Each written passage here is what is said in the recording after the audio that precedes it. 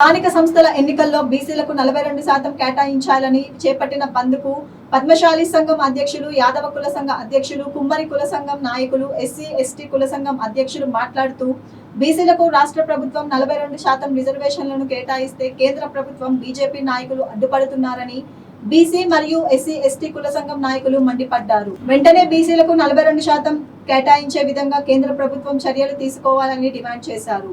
ఈ కార్యక్రమంలో పద్మశాలి సంఘం అధ్యక్షులు కాముని రాజేశం, యాదవ కుల సంఘం నాయకులు పోచపోయిన శ్రీహరి యాదవ్, కుమ్మరి కుల సంఘం నాయకులు దరిపల్లి శ్రీనివాస్, ఎస్సీ ఎస్టీ కుల సంఘ నాయకులు బత్తుల చంద్రం నాయకులు పాల్గొన్నారు. ఈ సమాజంలో 50% మించి ఉన్న బీసీలకు చట్టబద్ధమైన రిజర్వేషన్లు కావాలనే డిమాండ్తో బీసీ సంఘాల ఐక్యవేదిక ఆధ్వర్యంలో అన్ని రాజకీయ పార్టీలు, అన్ని కుల సంఘాల నేతృత్వంలో ఈరోజు ఇక్కడ చట్టసభలో 42% చట్టబద్ధమైన రిజర్వేషన్లు సాధించే లక్ష్యంతో ఈ నిరసన ప్రదర్శనను జస్టిస్ ఫర్ బంద్ అనే పేరిట మొత్తం రాష్ట్ర వ్యాప్త బంద్ను నిర్వహించే ఈ కార్యక్రమంలో భాగంగా పార్టిసిపేట్ అవుతున్న అన్ని రాజకీయ పార్టీలకు, అన్ని కుల సంఘాలకు కూడా నమస్కారం. అయితే ఈ చట్టసభల్లో 42% రిజర్వేషన్ సాధించాలంటే మరి అన్ని రాజకీయ పార్టీలు మద్దతు తెలుపుతున్నాయి. మరి ఈ రిజర్వేషన్ల సాధనకు మరి వ్యతిరేకంగా ఉన్న శత్రువు ఎవడో అర్థం కాని పరిస్థితుంది. కాబట్టి బీసీ సమాజం చైతన్యం కావాలి. బీసీ సమాజంలో ఉన్న విద్యార్థుల నుంచి మొదలుకుంటే పండు ముసలి వరకు చైతన్యవంతమై దశల వారీగా ఉద్యమాన్ని నిర్మించి ఇటు తెలంగాణ రాష్ట్ర సాధన కేసీఆర్ నేతృత్వంలో సాధించుకున్న తెలంగాణ సాధన, మందకృష్ణ గారి నేతృత్వంలో సాధించిన ఎంఆర్పిఎస్ రిజర్వేషన్ల వర్గీకరణ సంబంధించిన స్ఫూర్తిని తీసుకొని ఈ బీసీలు కూడా 42% రిజర్వేషన్లు సాధించేదాకా పోరాడాలని చెప్పి అప్పటిదాకా ఈ పోరాటం కొనసాగాలని చెప్పి నేను ఆశాభావం వ్యక్తం చేస్తున్నాను. Thank you. జై తెలంగాణ, జై దరిపల్లి శ్రీను, కుమ్మరి సంఘం జిల్లా అధ్యక్షుని.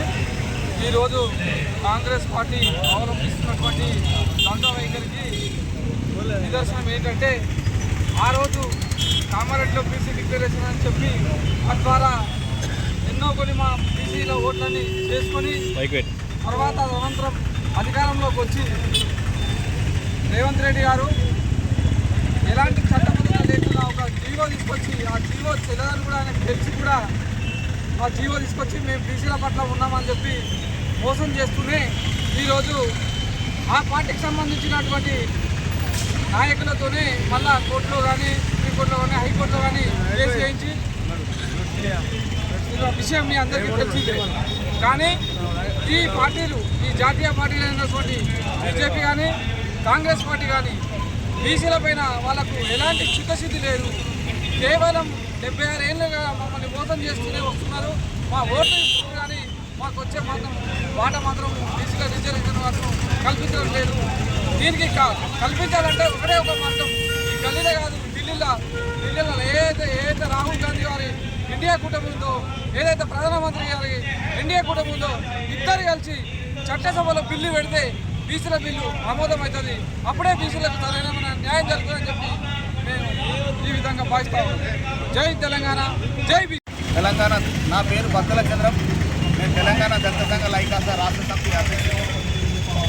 ఈరోజు ఈ బీసీ బంద్లో మేము భాగస్వాములై మా వంతు బీసీలకు చట్టసభల్లో 42% విద్యా, ఉద్యోగ, రాజకీయ రంగాల్లో అవకాశం కల్పించేంత వరకు మేము వారితో ఉండి పోరాటం చేస్తామని చెప్పి తెలియజేస్తున్నాం. జై భీమ్, జై పూలే, జై బహుజన.